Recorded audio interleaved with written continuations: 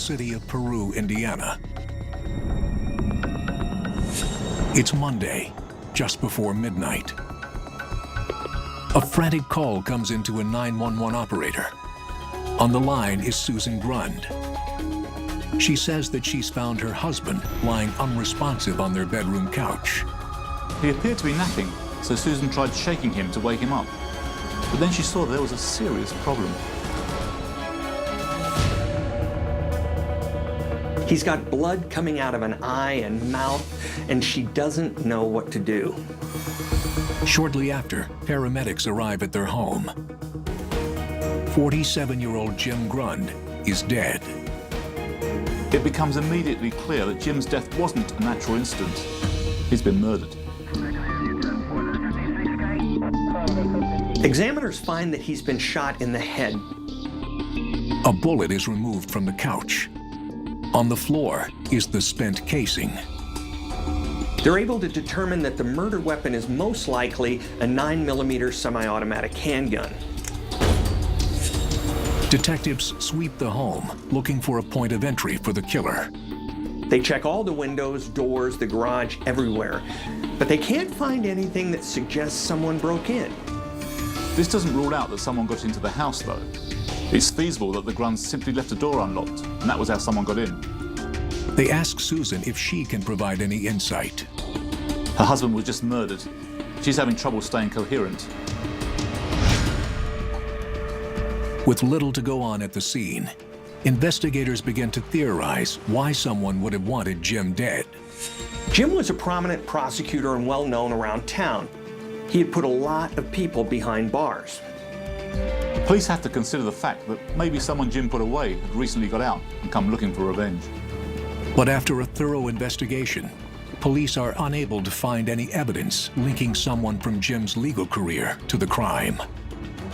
Investigators can't help thinking about the home having no signs of forced entry, so naturally, they consider the possibility that someone Jim knew and trusted is behind the murder. Investigators learn all they can about Susan and Jim. Jim was a big personality, someone who is a bit of a thrill seeker. He flew airplanes, he hit the slopes, and he enjoyed a good party every now and then. He enjoyed the finer things in life, and when he met Susan, he thought he hit the jackpot. The two met on a blind date, and sparks were quick to fly. Susan was a beautiful, vivacious woman Jim just couldn't take his eyes off.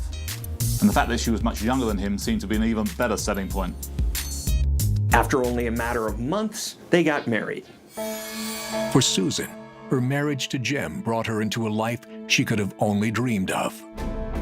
Susan essentially grew up in the lower class. She came from nothing. But now she was with a man who's not only a hotshot around town, but he's even flying her around on a private plane.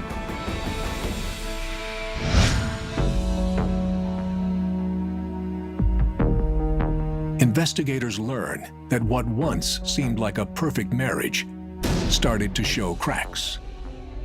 There's word that Jim and Susan started arguing quite a bit. He felt she was being a little bit too liberal with their finances. This is a woman who wanted to be a real-life Cinderella, and she didn't mind spending her husband's money to become that. She has a way with men and knows it. Susan has a reputation in town. She enjoys flirting with other men, especially men who hold some status within Peru. And she knew how to flaunt her assets, cleavage showing, tight clothes, that kind of thing. And according to gossip, she didn't just stop at flirting. Rumours abound that she slept with powerful men in town.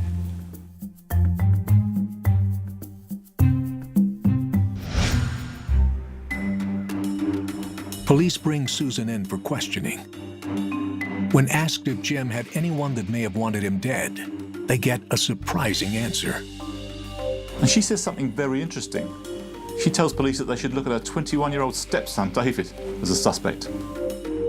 She claims that Jim and David would often get into heated arguments, and she thought there could be a very real possibility that David had something to do with the murder. When police look into David's background, they discover he recently bought a gun, a 9mm handgun. They question David, asking him where he fired the weapon. If they can find a slug, they can match it with the bullet that killed Jim. Outside of his former residence, they find a slug within a telephone pole and they dig it out. The bullet is sent to the crime lab for testing. So did David and Jim get into an argument that got a little too heated? Could he have killed his own father? David says he reported the gun as missing a month before his father's murder. He claims that right after he had bought the firearm, he told his father that the permit would come to their house, and when it did, he'd go pick it up. But when the permit came in, Susan actually brought it to David's house. She asked David if she could see the gun. He took it from a drawer and showed her, then he put it right back. David claims he went out that same night, and when he returned home, he saw that someone had broken in. And the gun was gone.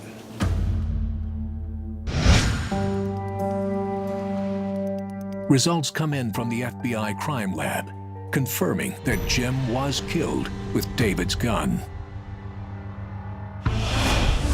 Coming up, investigators try to secretly record a confession.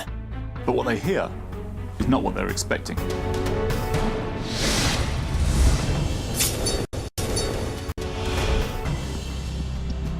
In Peru, Indiana, investigators are trying to find the gun that killed 47-year-old prosecutor Jim Grund. A lot of things are looking fishy. Jim was killed with son David's gun, but David says it was stolen from his house weeks prior. As if that isn't enough, hours before it was stolen, his stepmom Susan showed sudden interest in the gun.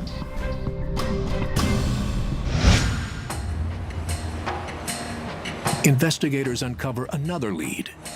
Less than a month prior to Jim's death, he had revised his will. From what they learn, it sounds like Susan was pressuring him to make it more amenable to herself and to her children. Jim, by all accounts, wasn't thrilled about it, but he ultimately agreed. The family had plans to take a vacation to Alaska, and Jim didn't want the issue to overshadow their adventure.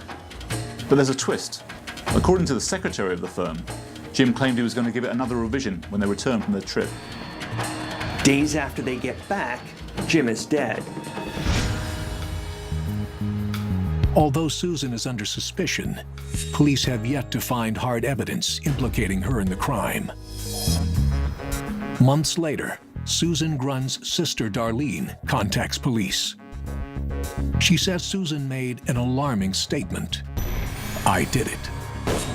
But police need to hear the confession from Susan Grund's mouth, not Darlene's. So they ask Darlene to wear a wire. She agrees. Darlene is wired up and goes to have a conversation with Susan. Darlene does her best to get her sister to open up. Yet this time, Susan has a different story. Susan completely denies killing Jim.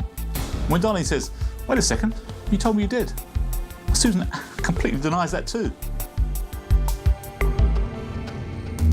Although they fail to get the admission, police are convinced that Susan Grund murdered her husband Jim.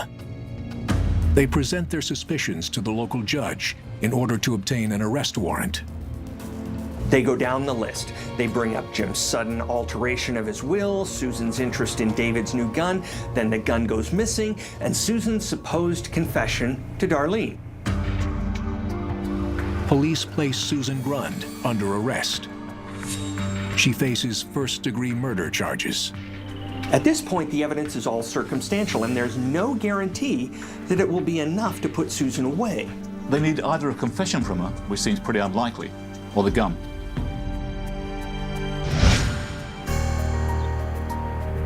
Police get an unexpected surprise when Susan Grund's mother walks into the station with a copper kettle filled with concrete. She says, "What you're looking for is in there." They chip away into this block of concrete, and eventually, after some serious elbow grease, they find it. It's the gun.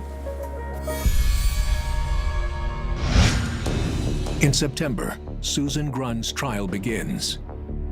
She takes the stand. Under questioning, she admits to hiding the gun. She claims she had a good reason.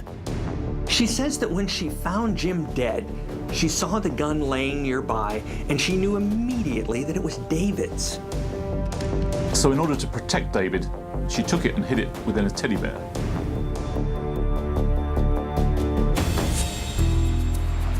To their dismay, authorities learned that the gun was in the Grunns' house during their initial investigation, hidden in the teddy bear. She once more points the finger at David. Then, Susan stuns the court. She says David had good reason to kill his father, because he was jealous. Because David and Susan were sleeping together. But when David takes the stand, he denies the allegation. It's pretty obvious that he has nothing but contempt for her. There's no love or lust there.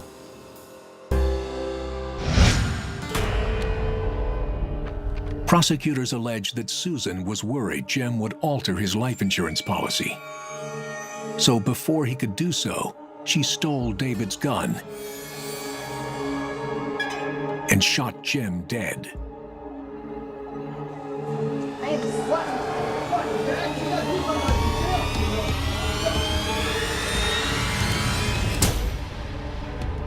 She had the motive, she had the means, and she made a very calculated decision. On March 23, 1994, Susan Grund is found guilty of murder. She is sentenced to 60 years in prison. Susan was a woman who had it all, but what she had wasn't good enough. Now, instead of fancy dresses and private planes, she'll have a standard issue uniform and a shared cell.